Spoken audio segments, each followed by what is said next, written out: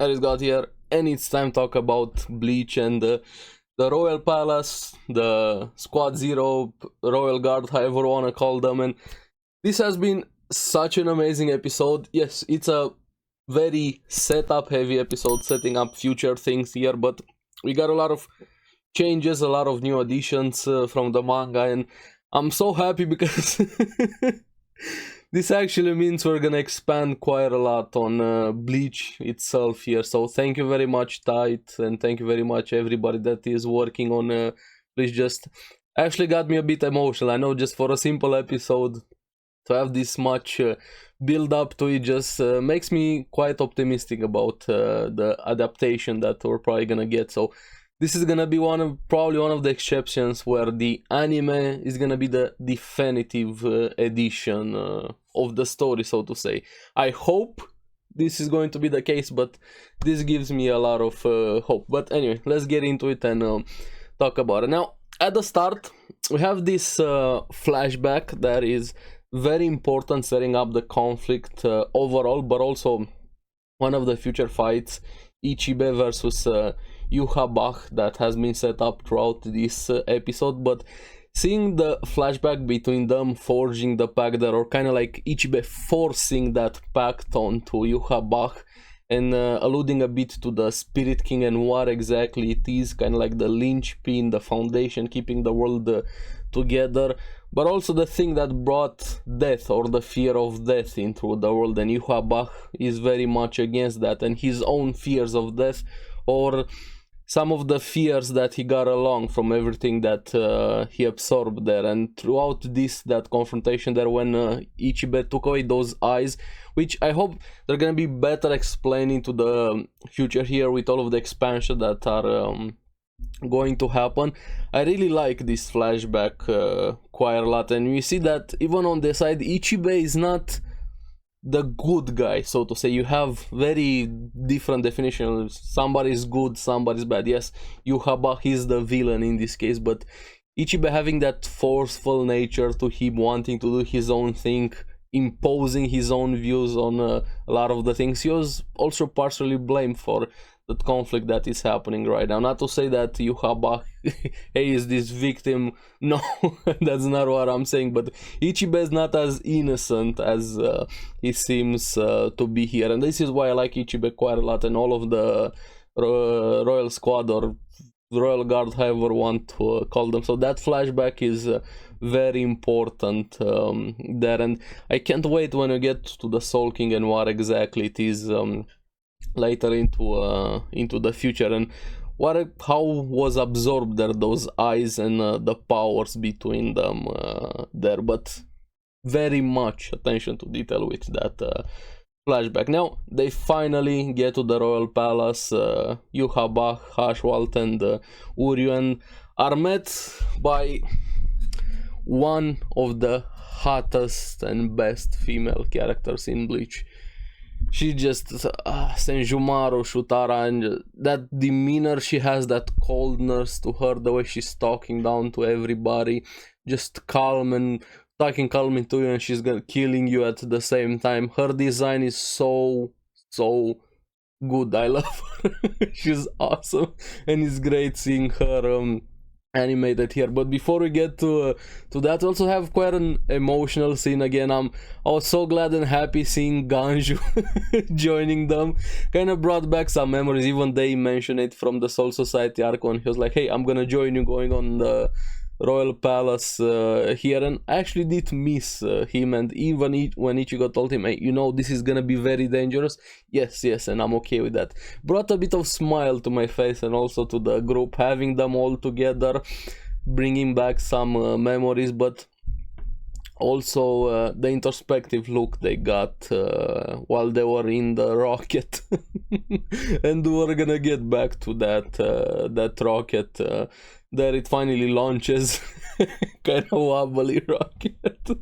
But anyway, back to Senjumaru. Just fine woman here from Senjumaru. She comes in, just kills all of the pawns, the soldiers there, with her own troops, the blade of the Soul King there.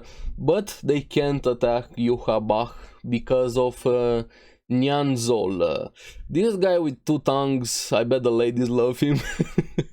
Being the wind, has this power to deflect attacks, but attacks that he only knows about them, or some that he senses through instinct here, which is the key to defeating him, and that's why see Senjumaru handle that situation perfectly there. Just she's so good. I think she kind of stole the episode for me. I know they're big things, big plots, but I love characters like this quite a lot. She quickly takes care of him. Okay, she puts him into a straight jacket without him even realizing, and like, hey, we all have bad habits, right? I also have mine. I don't really take out my sewing needle, and that guy explodes into spikes or needles there. Yeah, very, very nice there. Quickly dispatching him quite easily. Now back into the rocket after that scene there. I really like the emotional things here, all of them pondering, thinking what exactly is the Soul King, is it possible to replace it? Ichigo thinking what he saw during the training there being the foundation of the world, and them actually acknowledging, even for them it mattered here, remembering the Soul Society arc, being through this together, but Uryu was with them there, so missing him here. And Ichigo got a bit flustered. He blushed about getting back Uryu there, and I think in the manga it was with Orihime, but yeah.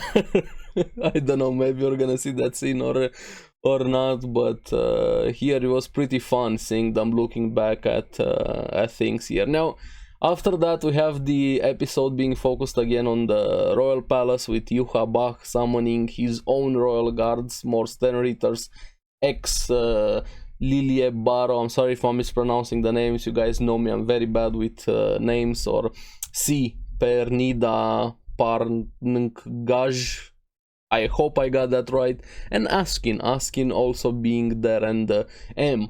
Gerard the Valkyrie.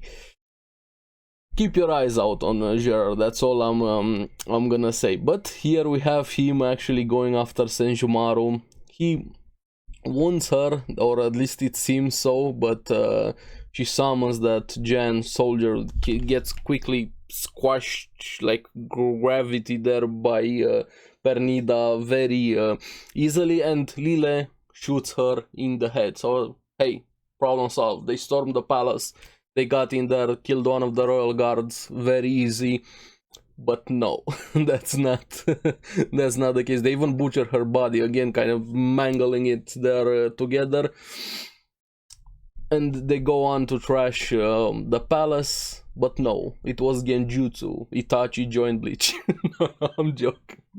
It was all an illusion, thanks to the great weaver Senjumaru. She pulled off this great trick.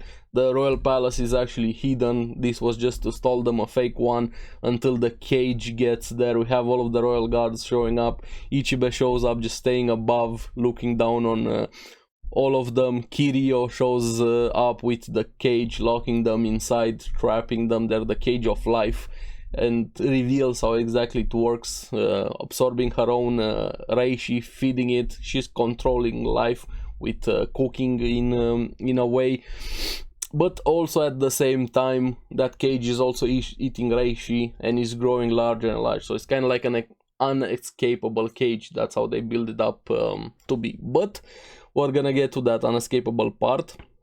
And here we have Tenjiro showing up, also all of them making great entrances here. Oetsu, but Oetsu kind of steals the episode from here. We have Gerard, of course, he survived, starts attacking Oetsu, gets handled pretty easily there, at least for now. And Oetsu's like, yeah, this is my show right now. And I like the way he speaks. I think the voice actor does such an amazing job portraying him. The accents, the pronunciation, he has shortening some names, adding his own spin to them the same way he did to Ichigo, changing things. I really like that. It gives him a lot of personality. But here we see a bit of more of the serious side to him. He just goes wild with that sword that he calls a failure, Sayafushi, because it's a failure because it's too good, it's too sharp. He can't even have a shit for it. He has to keep it in this special liquid. It's that sharp, no matter how much he cuts with it. He never goes dull. Puts blacksmiths out of a job. That's why he didn't send it down to the Serete. But here Askin also barely survives, jumps back at the right moment there. The way he split that bullet of Reishi from Lille, he took control, just showing how powerful they also are here. But after that, we have Yhwach throwing one of the Bankai devices out of the cage and swaps places with it. So he escaped. But here I'm gonna talk a bit about spoilers. If I very vaguely here, I hope this was the case what I did here, I'm not sure. I talked to somebody and I think we're on the same line here. So if you haven't read the manga or don't know any spoilers, just a slight warning here. The way he got out, I think it's related to Uryu and his power. I'm not gonna go into any of that, but that's the feeling I got there, and even the scene where they showed Uryu a bit. Just keep that in mind. That's how Yhwach, at least I think, got out. I'm not fully sure on that. But anyway, with that we finally have him out of the cage, and then going face to face with Ichibe. And this was the setup of this episode, getting them together to have that fight. And next week we're gonna have 2 episodes at the same time, so kind of like a special here, which I'm very glad and very excited, but also kind of sad at the same time, because after that we're gonna have to wait a bit more. Don't know how long. As of recording, they haven't given us a date for the 3rd core, but after this episode I'm just even more excited for Bleach. The changes, the improvements, the additions that happen mainly in this episode. I hope we're gonna get the definitive edition with Bleach being the anime. We have 2 more cores left besides the 2 episodes that we're gonna get last week. So yeah, Bleach, I love Bleach so much. I'm really curious what you guys thought about the episode, especially from an anime only perspective, but also from the manga readers. What do you think about the changes, the additions, the rearranging of some things? I'm remembering very vaguely some of the things. Even I should probably reread the manga, but I think I'm just gonna stay with the anime and just have all of the spoilers and things that I have from me remembering things. So let me know in the comments below what you guys thought about the episode and everything. And as always, thank you very much for watching. Remember to like and subscribe. Helps me quite a lot, and you guys get the latest videos on the series that I follow. So keep enjoying Bleach, especially Senjumaru. She's so hot. And make sure to check out the podcast, because anime. I'm gonna see you again on the next one. Bye bye.